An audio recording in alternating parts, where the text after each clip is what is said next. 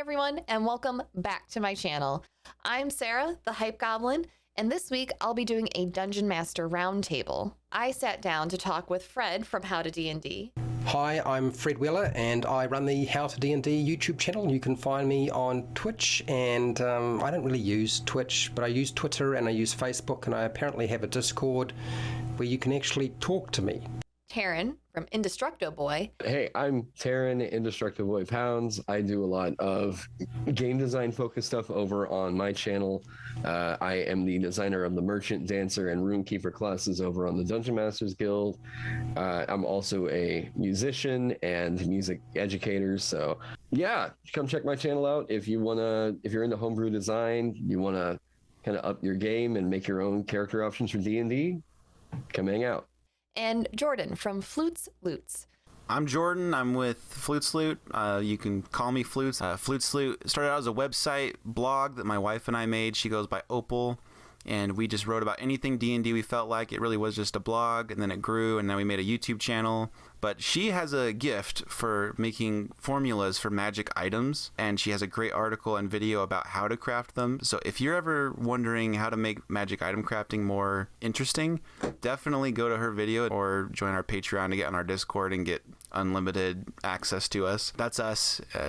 Check us out. So without further ado, let's go ahead and roll that intro and get on with the questions.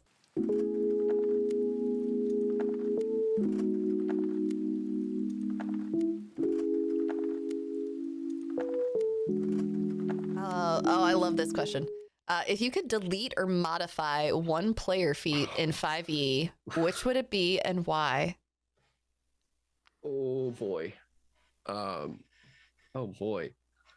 Okay. Sounds like you got a good answer. Well, okay, so probably, I mean, like Jordan's probably seen it. Like I have a big document of basically every change I would make to 5e. It is a 90 something page like revision of like the official stuff. So big reasons for the whole reason I took the project on was because the design philosophies in 5e have shifted since the player's handbook originally came out. We know this because we're seeing race revisions come out that are, we're seeing a new scaffolding show up or a through line for races having a shorter, any previous short rest refresh features are changing over to PB times per long rest. So part of it was like making sure old things were in line with new things, sure, making some buffs and some nerfs and whatnot in the character options. But as far as feats go, the tricky thing with those is the feats that we've been getting here lately, like in Tasha's, are just way better to take on basically any character because of the amount of power that they provide. And sure, looking at Lucky, right? Lucky is the god tier. Like that is upper level. You have so much influence on every single session because you can just straight up change 3 dice rolls. Like, I mean, I have a hard time reasoning with why they took pack tactics off the Kobold whenever Lucky is still a thing, right? And that didn't get any change. So, the change I propose for Lucky is make that half times proficiency or PB divided by half time uses per long rest. So you only get it once if you take it at first level. It scales up to be the same number of uses once you have a +6 to your proficiency bonus. But at early levels, it's not the dominant, it's basically important light, like it's not as insane as what is a base level feature for Divination Wizard. As a designer, Great Weapon Master and Sharpshooter are very, very hard to design around. Very hard to design around.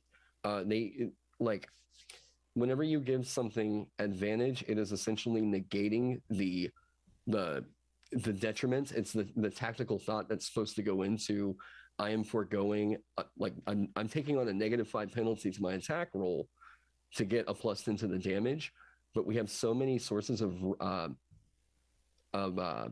advantage generation in 5e that it's basically canceling out that penalty. So you go Barbarian, Reckless Attack, that thing's going to be dead. Like it's that +10 is going to go off, So there's a few feats like that, but Really, the thing that I would just like to see is like the options just offer the same level of power. You know, if you look at athlete and compare that to lucky, and you're like, these cost the same thing. Like, if I'm spending my ASI point here, and I can choose between athlete or lucky, there's very little mechanical weight that athlete gives you. But lucky is so impactful. It almost feels like if you just don't know. I don't really like designing things that someone that's new to the game can't step in, see the power, and know what they're doing with it. But it almost feels like to know the power that's behind things like Lucky or Sharpshooter, you know, Great Weapon Master, it requires at least, I don't know, 3, 4, maybe 5 months of playing D&D to get it. But I mean, like I said, there's some things that are in the stock. I need to make this thing available on my Patreon again. But there's a few feats that need some cleaning up. Mage Initiate needs to apply to. You can just choose Intelligence, Wisdom, or Charisma as your spellcasting ability. Let's move on beyond the idea that it's restricted by the class. That's kind of silly. There's no balance reason for that. But also, please take Warlock off of that list so it doesn't make grabbing Eldritch Blast so easy. There's trust me, as a designer, I'm like, I could ramble about this forever. I want to let the other guys go, but yeah. I echo a lot of what Taron said. I don't dive into the design stuff as much, but I've been getting my feet wet, and I definitely have opinions. But just some quick, simple ones. I think, well, first, if I were to delete one, I think it might be lucky. But let's talk about modifying. Heavy Armor Master, it gives you the -3 to like your weapon damage.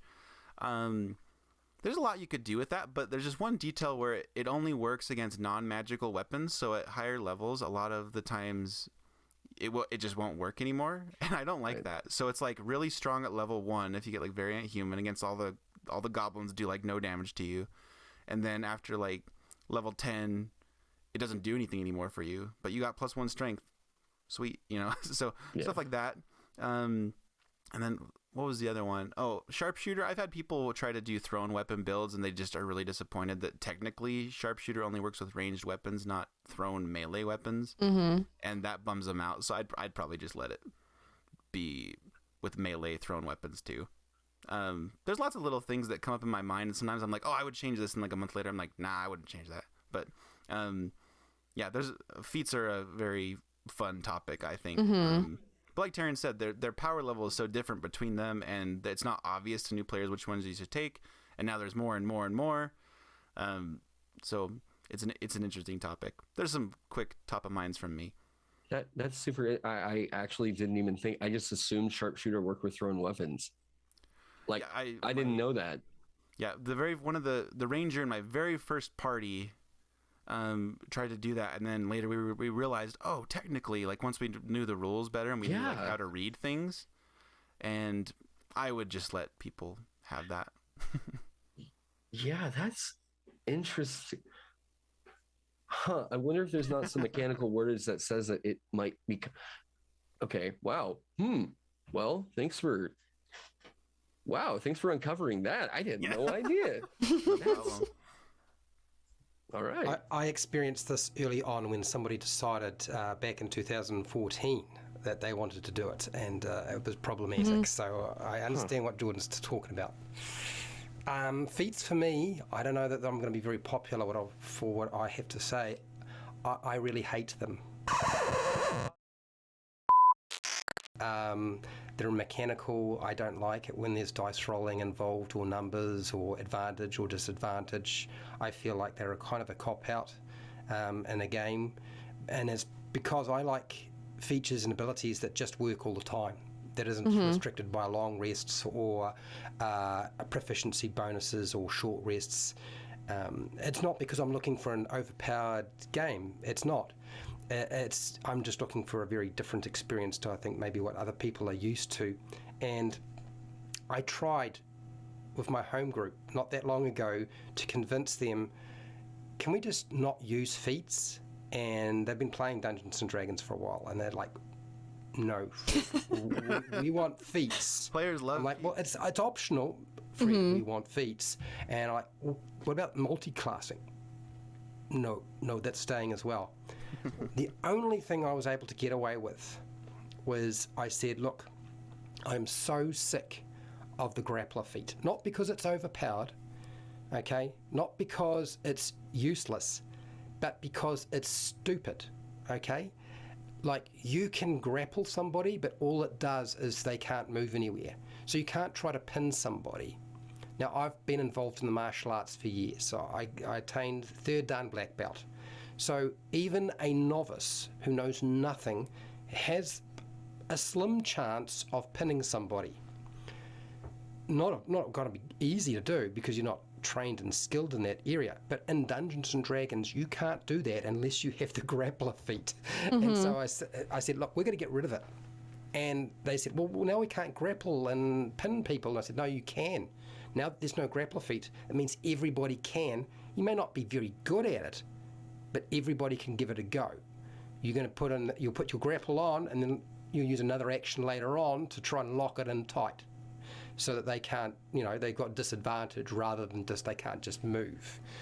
Pin the head or the arms or legs or something like that. So that's the one that I really dislike the most. And I mean, people have already talked about lots of feats that might be needing adjustments. There's lots of really, I think my table agreed to ban Elven accuracy just because we found it was so good, very much like Lucky. But it's difficult to get rid of stuff unless the players are on board with that, and it's usually not the case. Anyway, so that was the one I had, grappling. Yeah. I'd get rid of Chef. I hate that feat. Thank you. I hate that feat. And the one argument, because I said this on TikTok, and I got every dude on TikTok was like, well, actually, the role-playing benefits of having those chef's tools. You don't have to take the feat to get chef's tools. You could just do a custom background and take them. You want chef's tools?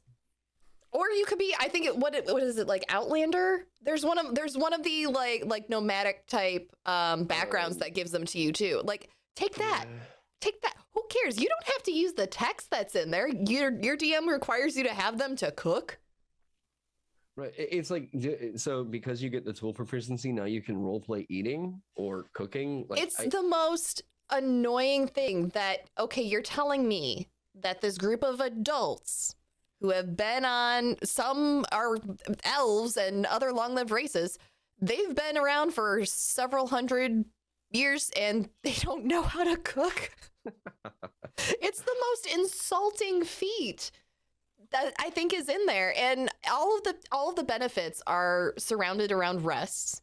And yes, if you do X amount of work during a long rest, like, you can have a certain number of treats and those give you hit points equal to your proficiency bonus. But honestly, like, at a certain point, it's negated by the level of potions you're able to afford. Once you get those higher level health potions, so you have 4 points extra temp HP. Like, there's better ways to get temp HP in the game. I would be way, and I mean, me saying this is like on my merchant class, there's a gourmand, merchant's guild. You are a, food dealer. Yeah. Anyways, so you're a portable food truck, really, and it's a frustrating thing whenever you're designing character concepts around, or character options around cooking or like food, because like everyone's like, hi, that'd be a fun character to play, and like I realized, like, while I was working on that thing, that I'm like, yeah, but for the narrative cohesion for anything in 5e, it has to be tied to rests. And like, there also comes this odd thing where like, you want to tie it to long rests for balancing purposes and not to like overpower healing in your party. And then it's really weird because like the food won't spoil per long rest, and then you make it a short rest, but then the food has to spoil for short rest. And that's weird because now your food, you're a better cook. It's not as good. And like, honestly, the most I really could come up with for it was, I was like, I guess I'll give you some cooking based spells and like that'll be where your combat comes from, and like the food's gonna be, I guess this is gonna have to be the short rest temp HP booster, because I'm like, okay, you're well fed and sure, but like designing, at least in 5e, designing these kinds of like chef based actions and everything, if chef had been a potion brewer, like an alchemist kind of thing, I'd have way less issues with the narrative of it, because it's like, number one, we've been begging for some kind of supplement to add on to the concept of an alchemist in 5e for so long. The crafting rules are already so like, DMs, you let them, you set the prices, you do whatever. If you know, it's so hands off already. To have something that's a little bit more cemented and saying, let's keep the mechanics tied to potions instead of food, I have a bit less of an issue with it. Yeah, I would love it if it was tied to like the potions mechanics rather than this like convoluted like short rest, long rest like weirdness that it currently has. I agree. Work magically. Yeah, it's like, not for me. Yeah, that one just and it's so polarizing too.